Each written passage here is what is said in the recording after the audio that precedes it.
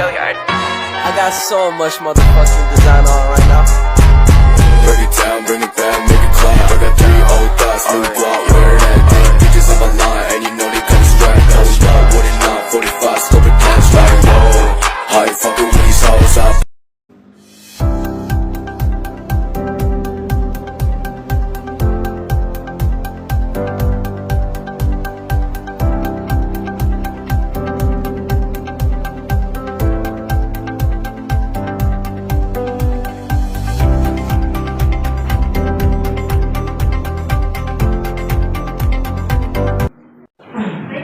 Assalamualaikum warahmatullahi wabarakatuh. Waalaikumsalam warahmatullahi wabarakatuh.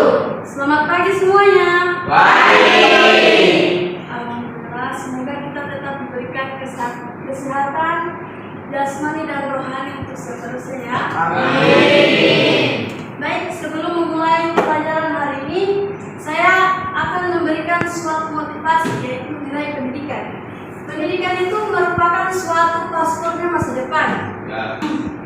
Karena hari esok adalah milik mereka yang menyiapkannya hari ini. Maka dari itu kita yang berada di sini untuk menyiapkan diri, belajar dengan giat dan menyerap materi yang akan saya berikan sebentar.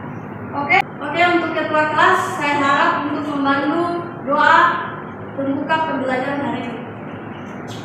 Teman-teman, sebelum belajar marilah kita berdoa. Doa dimulai.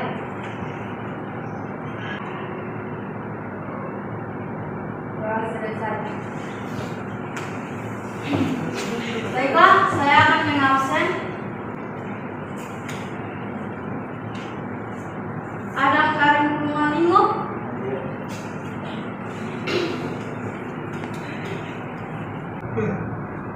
Revana kamu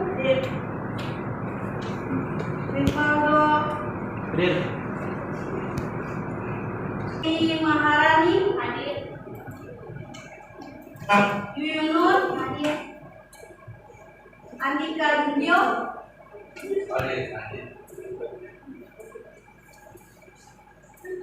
Sri Ayu Saleh, Suci Ramadhani hadir. Afrizal Hadir. Baiklah, materi kita pada hari ini yaitu mengenai khutbah tabligh dan dakwah. Yang pertama yaitu ada khutbah. Khutbah itu merupakan kegiatan berdakwah atau mengajak orang lain untuk meningkatkan kualitas keimanan dan takwa, serta memberi nasihat yang isinya berupa ajaran Islam. Jumat, kita pasti tahu kan, yang berdiri di atas mimbar itu adalah khatib, seorang khatib. Dan khutbah itu biasanya dilaksanakan itu pada hari Jumat saja dalam seminggu sekali dan 2 hari raya, pada hari raya Idul Fitri dan hari raya Idul Adha. Makanya khutbah itu seringkali didengar dan seringkali dilakukan oleh kalangan umat Islam.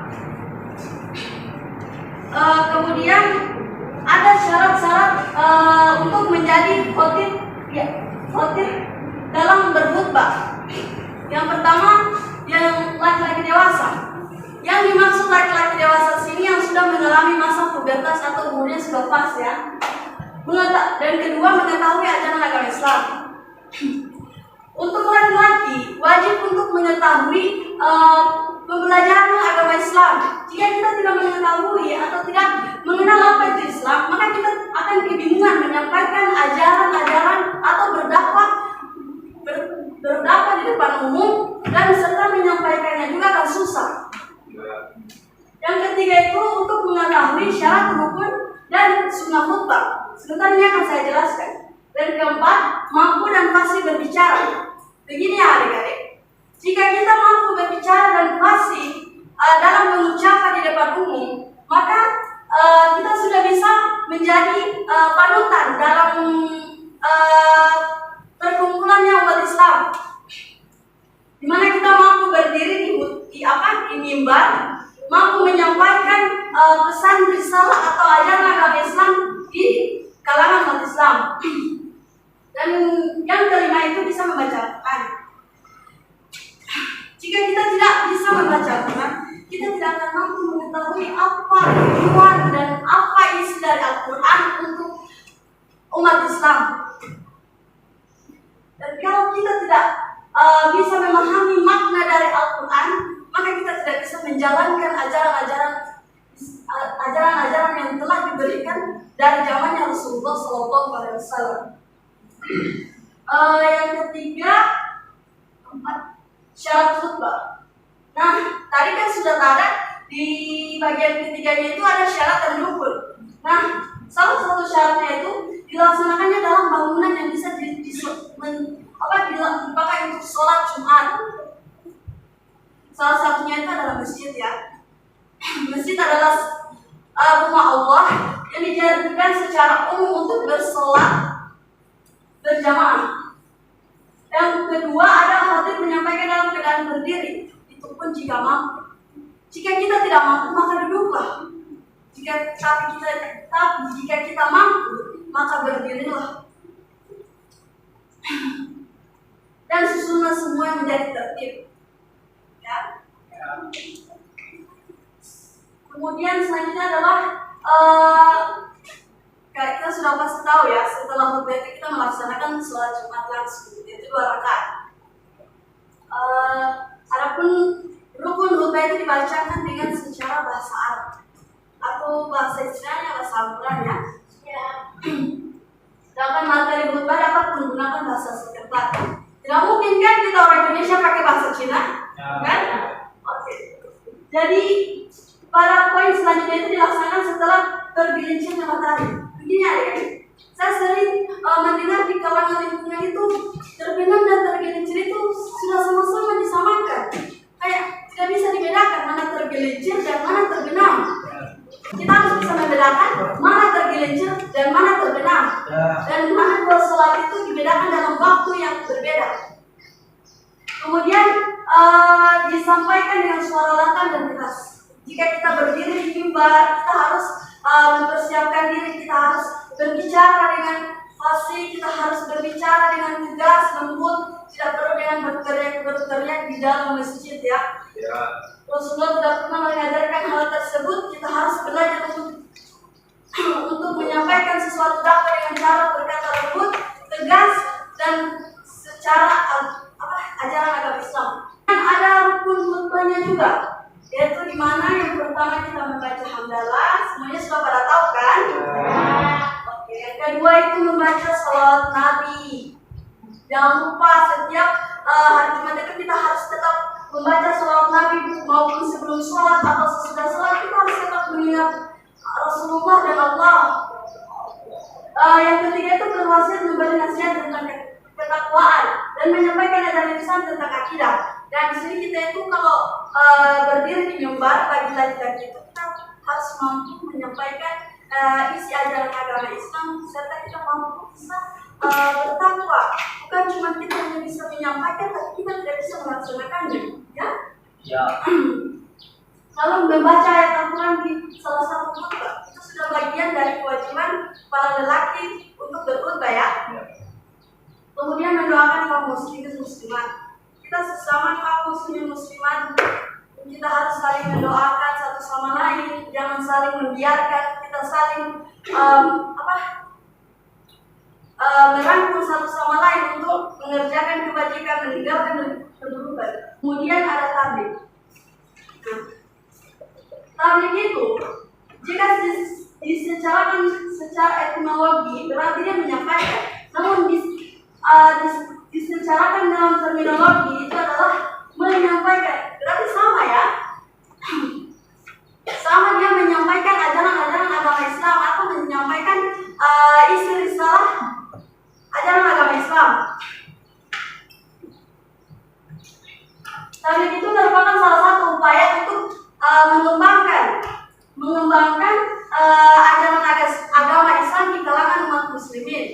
Jika kita tidak mampu untuk mengembangkan ajaran agama Islam, maka kita harus disebut umat Islam. Kan tidak mungkin. Kita sesama umat Islam itu harus satu sama lain mengingatkan, menasihatkan untuk berdakwah, untuk mengerjakan ajaran yang sudah ditetapkan.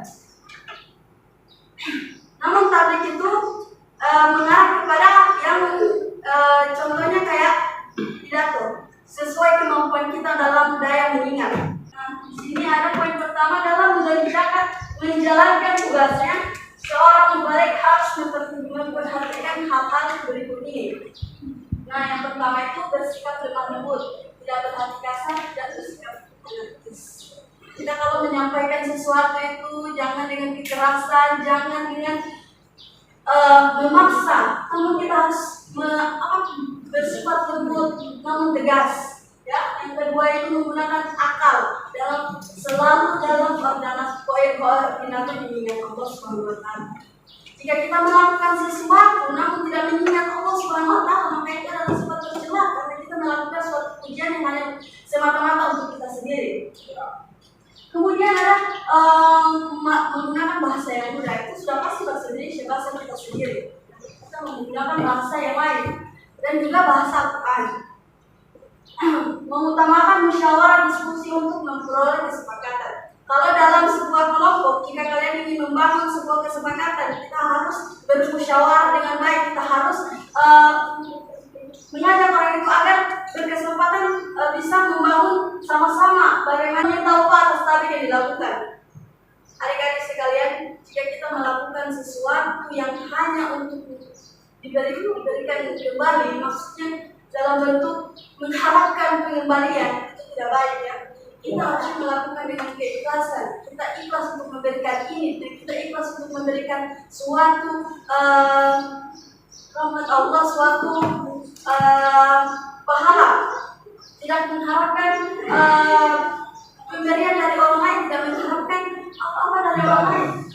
Itu kita harus laksanakan dengan keikhlasan. Dan juga menyampaikannya harus dengan ikhlas dan sabar. Ada dakwah. Nah, tadi kan sudah jelas ya. Di khutbah tadi kan ada dakwah. Dakwah itu sama saja dengan ini, mengajak orang-orang untuk menyeru dengan manusia atau masyarakat ke jalan yang benar. Kita tidak boleh mengajak sesama umat Islam untuk menyeru bukan, ya. Kita harus mengajak mereka untuk sama-sama mencari ketakwaan dan bisa berdakwah. Sini ada contoh video ceramah atau pidato. Nah, kenapa saya tidak tampilkan contoh video khutbah? Karena di sini sebagian banyak perempuan, bukan laki-lakinya. Jadi saya hanya memilih kepada contoh yang lebih umum, ya. Semuanya bisa lakukan. Oke, maka dari itu saya berharap kalian bisa mengamati video ini dan tetap diam untuk mendengar apa yang disampaikan. Ya. Assalamualaikum warahmatullahi wabarakatuh.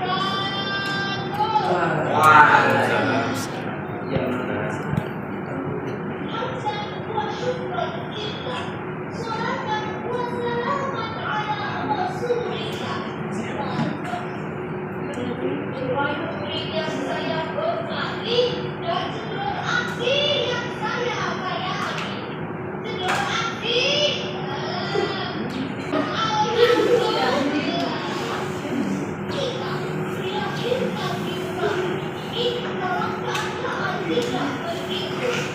maka Allah memerintahkan umatnya untuk menuntut ilmu.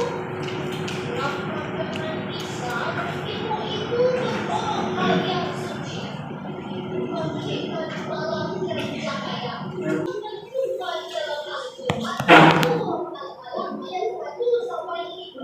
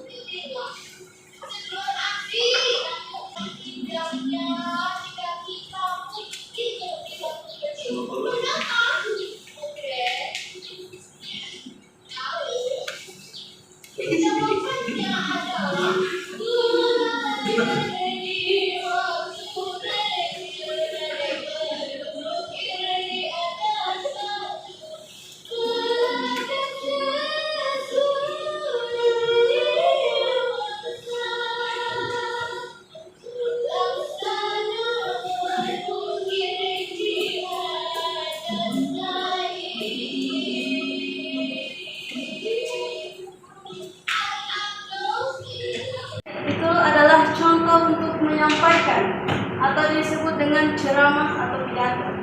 Bisa kita lihat di situ ada dewan juri yang menilai dari pembukaan, isi dan penutupnya. Baik, sampai sini ada yang mau ditanyakan? Saya silakan. Assalamualaikum warahmatullahi wabarakatuh. Waalaikumsalam warahmatullahi wabarakatuh. Perkenalkan, nama saya Maria Monggo. Baik, saya akan memberikan pertanyaan. Apa pentingnya tablid dan dakwah dalam agama? Menjawab pertanyaan tersebut, pentingnya yaitu bertujuan untuk mengajak umat Islam agar bertakwa dan meningkatkan kualitas keimanan kita bersama umat Islam, menjalankan perbuatan baik dan menghindarkan perbuatan buruk. Mungkin hanya itu sekian dari saya. Untuk itu masih ada lagi pertanyaan? Ya. Silakan. Assalamualaikum warahmatullahi wabarakatuh. Waalaikumsalam warahmatullahi wabarakatuh. Perkenalkan, nama saya Sian Mulam. Saya ingin bertanya, apa perbedaan dakwah dan khotbah? Baik, mengenai pertanyaannya itu apa perbedaan antara tablid dan dakwah? Ya. Khotbah ya. Dakwah itu adalah usaha mengajak orang-orang untuk menyeru kepada keimanan dan ketakwaan dan meningkatkan kualitas keimanan kita. Sedangkan khotbah itu adalah ceramah agama yang telah ditentukan waktunya. Dan mari setelah kita ketahui ditentukan pada seminggu sekali pada hari Jumat dan 2 hari raya Idul Adha dan ya seperti itu. Mungkin hanya itu dari saya sih. Baik, untuk terakhir saya akan memberikan kesimpulan. Kesimpulan dari tablid, khutbah dan dakwah itu adalah sama-sama menyampaikan, sama-sama mengajarkan, sama-sama memberikan ajaran agama Islam, sama-sama untuk menyeru, sama-sama untuk menganut dan mempertanggungjawabkan agama Islam, serta meningkatkan ketakwaan untuk berdakwah kepada Allah Subhanahu wa Ta'ala. Baik, untuk materi selanjutnya yang akan dibahas minggu depan yaitu praktek ya. Saya harap kalian bisa mempraktekkannya setelah melihat video tersebut. Kemudian terakhir saya meminta ketua kelas untuk menutup pembelajaran hari ini dengan berdoa. Teman-teman, selesai belajar, marilah kita berdoa. Doa dimulai.